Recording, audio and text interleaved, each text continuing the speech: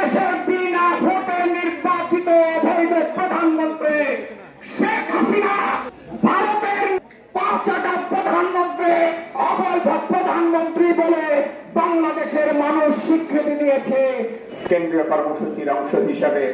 আজকের এই সমাবেশে সম্মানিত সভাপতি, বগুড়া জেলা বিএনপির সংগ্রামী সভাপতি,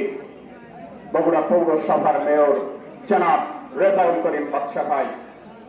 অনুষ্ঠানে প্রধান অতিথি হিসেবে উপস্থিত রয়েছেন 4 দলীয় জোট সরকারের সাবেক স্বরাষ্ট্রমন্ত্রী, সাবেক মেয়র জনাব অ্যাডভোকেট AKM মাহবুবুর রহমান, উপস্থিত বগুড়া জেলা বিএনপির সাধারণ সম্পাদক জনাব আলী আসগর তালুকদার, উপস্থিত নেতৃবৃন্দ, সকলকে জানাচ্ছে বাংলাদেশ জাতীয়তাবাদী দল বগুড়া